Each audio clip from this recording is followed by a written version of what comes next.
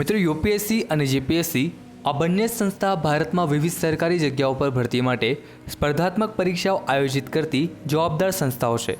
પરંતુ અહીં ઘણા વિદ્યાર્થીઓને યુપીએસસી અને જીપીએસસી એક્ઝામ વચ્ચે કન્ફ્યુઝન હોય છે. તો તમારી આ કન્ફ્યુઝન દૂર કરવા જ હું આ વિડીયો લઈને આવ્યો છું, જેમાં આપણે યુપીએસસી અને જીપીએસસી વિશે પ્રોપર ગાઈડન્સ મેળવીશું તેમજ બંને વચ્ચેના તફાવતને સમજીશું. નમસ્કાર મિત્રો, હું છું હર્ષ, તમારી સાથે અને સ્વાગત કરું છું આપ સૌનું બાપ્પા ક્લાસીસમાં. આ સાથે જો તમે આ ચેનલને ફર્સ્ટ ટાઈમ વિઝિટ કરો છો તો ચેનલ જરૂર સબસ્ક્રાઈબ કરો, જેથી આવા જ યુપીએસસી જીપીએસસી સંબંધિત વધુ વિડીયોઝની અપડેટ તમને મળતી રહેશે. તો સૌપ્રથમ જાણી લઈએ કે યુપીએસસી શું છે. તો યુપીએસસીનું full form Union Public Service Commission છે, જે અખિલ ભારતીય સેવાઓ અને કેન્દ્રીય સેવાઓમાં ભરતી માટે પરીક્ષાઓ લેતી એક જવાબદાર સંસ્થા છે. અર્થાત યુપીએસસી નેશનલ લેવલે પરીક્ષાઓનું આયોજન કરે છે. આ સંસ્થા IAS Indian administrative services, IPS Indian police services, engineering services, defence services જેવી મિત્રો લગભગ 24 પદો માટે પરીક્ષાઓ આયોજિત કરે છે. તમે જે પણ ફિલ્ડમાં ઇન્ટરેસ્ટ રાખતા હોવ તથા તમે આગળ શું બનવા માંગો છો એ હિસાબે તમે અહીં પરીક્ષા આપી શકો છો. હવે આગળ યુપીએસસી એક્ઝામ માટે જો તમારી ક્વોલિફિકેશનની વાત કરીએ તો મિત્રો યુપીએસસીની એક્ઝામ આપવા માટે તમારું કેન્દ્ર કે રાજ્ય સરકાર દ્વારા માન્ય યુનિવર્સિટીમાંથી કોઈ પણ સ્ટ્રીમમાં ગ્રેજ્યુએશન પૂર્ણ કરેલ હોવું જોઈએ. પછી ભલે તે બીએ હોય, બીકોમ હોય, બીએસસી હોય, ઇન શોર્ટ તમારી પાસે કોઈ પણ બેચલર ડિગ્રી હોવી જોઈએ. હવે જીપીએસસી વિશે વાત કરીએ તો જીપીએસસીનું full form Gujarat Public Service Commission છે.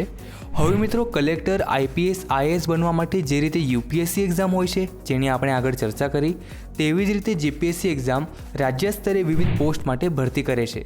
યુપીએસસીનો અભ્યાસક્રમ જીપીએસસી કરતાં વધુ વૈવિધ્યસભર અને જટિલ છે, તેથી જીપીએસસી કરતાં યુપીએસસી વધુ ટફ છે. પરંતુ યાદ રાખો, જીપીએસસીને ક્લિયર કરવા માટે પણ તમને યુપીએસસીની જેમ જ નોંધપાત્ર પ્રયત્નો અને તૈયારીની જરૂર પડશે. હવે જો તમે યુપીએસસીની તૈયારી કરતા હોવ તો યુપીએસસીની તૈયારી કરો, અને જો તમે જીપીએસસીની તૈયારી કરતા હોવ તો જીપીએસસીની તૈયારી કરો.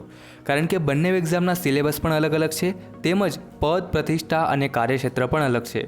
યુપીએસસી એ ભારતની ટફેસ્ટ એક્ઝામ ગણાય છે, જ્યારે જીપીએસસી એ ગુજરાત રાજ્યની ટોપ લેવલની એક્ઝામ છે. હવે બંને એક્ઝામ તમે કઈ ભાષામાં આપી શકો છો તેના વિશે વાત કરીએ તો જીપીએસસી એક્ઝામ તમે ઇંગ્લિશ તથા ગુજરાતીમાં આપી શકો છો. હવે કોઈ નોન ગુજરાતી સ્ટુડન્ટ જો જીપીએસસીને ઇંગ્લિશમાં આપવા માંગે છે, તેમ છતાં તેને ગુજરાતી ભાષા બોલતા, લખતા, વાંચતા આવડવી જોઈએ. એ ફરજિયાત છે મિત્રો, કારણ કે ગુજરાતી ભાષાનું પેપર એ તેને ગુજરાતી ભાષામાં જ લખવાનું રહેશે. જ્યારે યુપીએસસી એક્ઝામની પ્રિલિમ્સ તમે હિન્દી તથા ઇંગ્લિશમાં આપી શકો છો, તેમજ યુપીએસસી મેન્સ અને યુપીએસસી ઇન્ટરવ્યૂ તમે સંવિધાનના 8મા શેડ્યુલ પ્રમાણેની કોઈ પણ ભાષા અર્થાત હિન્દી, ઇંગ્લિશ, મરાઠી, ગુજરાતી વગેરે કોઈ પણ ભાષામાં આપી શકો છો. હવે યુપીએસસી અને જીપીએસસી આ બંને એક્ઝામનો એલિજિબિલિટી ક્રાઇટેરિયા સેમ જ છે. તમારે ફક્ત ગ્રેજ્યુએશન કમ્પ્લીટ કરવાનું રહેશે, એ પણ કોઈ પણ ફિલ્ડમાં ચાલશે. So friends, I hope UPSC અને જીપીએસસીને લઈ તમારી તમામ કન્ફ્યુઝન દૂર થઈ હશે. છતાં હજુ પણ તમારા મનમાં આ એક્ઝામ્સને લઈ કોઈ ડાઉટ હોય તો તમે કમેન્ટ કરી પૂછી શકો છો, તમને તેના આન્સર નક્કી જ મળશે.